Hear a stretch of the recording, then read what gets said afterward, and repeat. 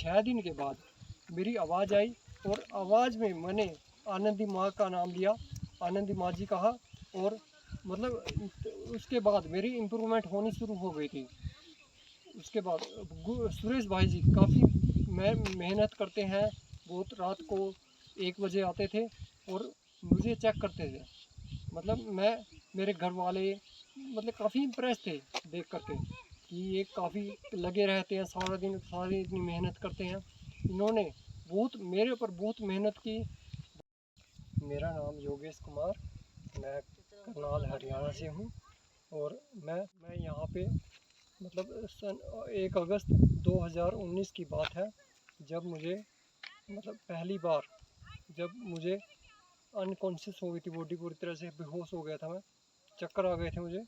और मुझे ये नहीं पता लगा कि मुझे अचानक से क्या हुआ।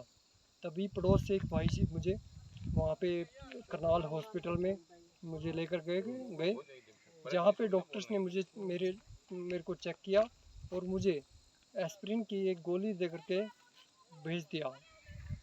उस दिन से मेरा बीपी लो रहने लग गया और कम से कम 1 हफ्ता 10 दिन तक मेरा बीपी लो रहने लग गया। मैं मतलब गवर्नमेंट जॉब पे हूँ, टीचर हूँ, जहाँ पे मुझे छुट्टियाँ भी लेनी पड़ी और मेरा ट्रांसफ़र भी तभी हुआ था।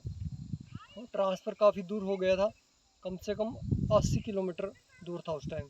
लेकिन उसके बाद जब मेरे बीपी लो रहने लग गया तो घर वाले मुझे चंडीगढ़ पीजीआई में लेकर के गए और वहीं पे मेरा बोन मैरो टेस्ट हुआ, जहाँ पे जब रिपोर्ट आई तो पैरों तले से अचानक से ज़मीन खिसक गई थी और मुझे एसेंशियल थैलेसीमिया, जो कि वर्ल्ड की इनक्योरेबल डिसीज़ है, जिसका पूरे वर्ल्ड में कहीं पे भी क्योर नहीं है।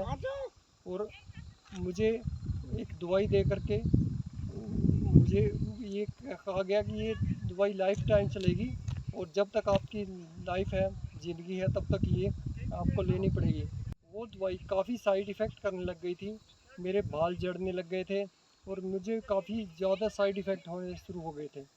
तो मैं काफ़ी परेशान हो गया था, काफ़ी होम्योपैथिक की, आयुर्वेदिक, जब कोई क्योर नहीं हुआ तो मेरे गांव में ही एक सेंटर है, वहाँ पे मैं भगवान के आगे जा कर के मेरी आंखों में आंसू आ गए कि मुझे कोई तो ऐसा रास्ता मिलना चाहिए, कहीं पे तो इसका इलाज होगा।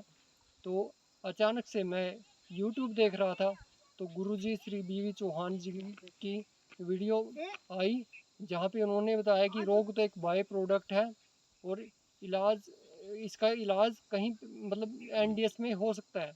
तो मैंने उनकी ये बात सुन करके तभी से ही न्यू डाइट सिस्टम फॉलो करना शुरू कर दिया।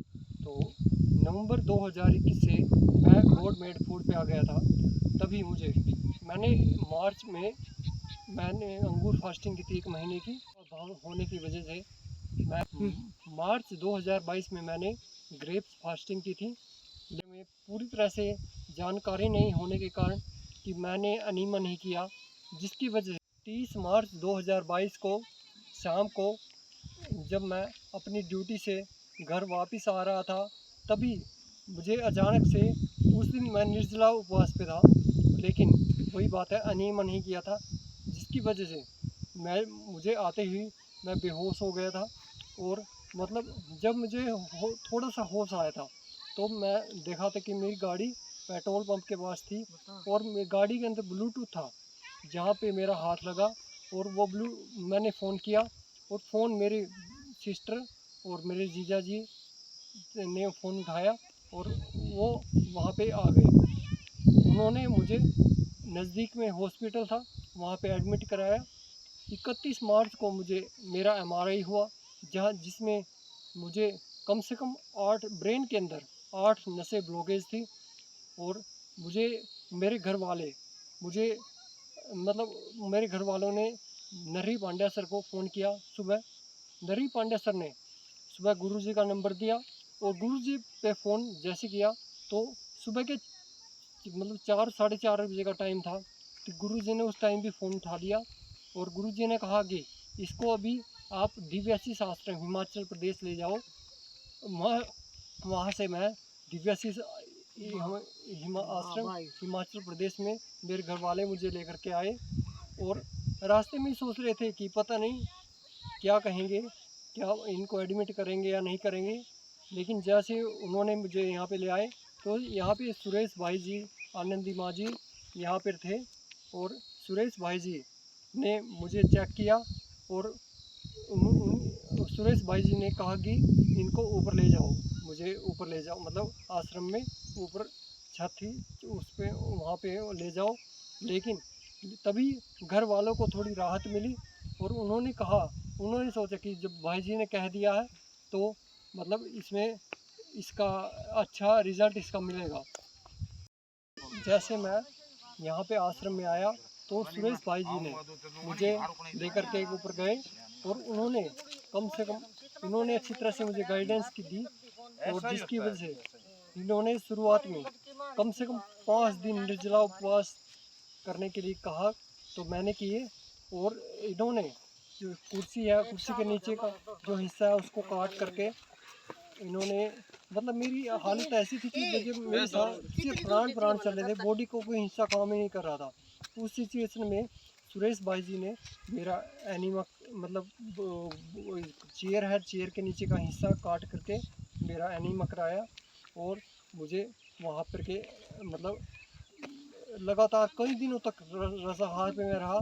और कम से कम 1 महीने बाद मेरी आवाज़ में थोड़ी सी आवाज़ आई और 6 दिन के बाद मेरी आवाज़ आई।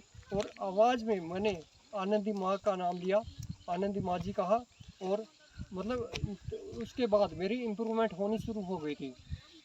उसके बाद सुरेश भाई जी काफ़ी मेहनत करते हैं, बहुत रात को 1 बजे आते थे और मुझे चेक करते थे। मतलब मेरे घर वाले मतलब काफ़ी इम्प्रेस थे देख करके कि ये काफ़ी लगे रहते हैं सारा दिन, सारी इतनी मेहनत करते हैं। इन्होंने मेरे ऊपर बहुत मेहनत की, बहुत ज़्यादा केयर की। और आनंदी माँ जी ने भी बहुत ज़्यादा प्यार किया, जिसकी वजह से मैं मतलब मेरे अंदर इम्प्रूवमेंट इतनी अच्छी होनी शुरू हो गई थी। मैं यहाँ पे कम से कम 8 महीने तक रसाहार पे यहाँ पे हिमाचल प्रदेश आश्रम में रहा। और मतलब मेरी घर आकर के मैंने अपनी जैसे ब्लड रिपोर्ट होती है वो कराई, तो ब्लड रिपोर्ट्स बिल्कुल नॉर्मल आई, जिसकी वजह से मेरी सेहत में काफ़ी सुधार हुआ। तो मैंने मेरे प्लेटलेट्स पहले 9 लाख थी, नहीं पहले 9 लाख थी, उसके बाद 5 लाख हो गई थी। लेकिन यहाँ पे रहते हुए मेरी प्लेटलेट्स भी नॉर्मल हो गई, ब्लड रिपोर्ट्स काफ़ी नॉर्मल आई। और काफ़ी ज़्यादा वेट, जब मैं यहाँ पे आया था 34 kg वेट था, जब मेरा वेट 54-55 kg रहता है। और काफ़ी इम्प्रूवमेंट रहती है मेरी डाइट। पहले मतलब अभी पूरी तरह से मैं गॉडमेड फूड पे हूँ। और जैसे आप देख रहे हैं कि मतलब मैंने अभी भी मेरी वही डाइट है और मैं बिल्कुल पहले से काफ़ी ठीक हूँ, पहले स्वस्थ हूँ। और मैं रोज़ मतलब ड्यूटी पे भी जाता हूँ और मेरी ड्यूटी भी कम से कम 100 किलोमीटर है, जहाँ पे मुझे कोई आने जाने में कोई थकावट नहीं होती। मैं हर रोज़ जाता हूँ और मतलब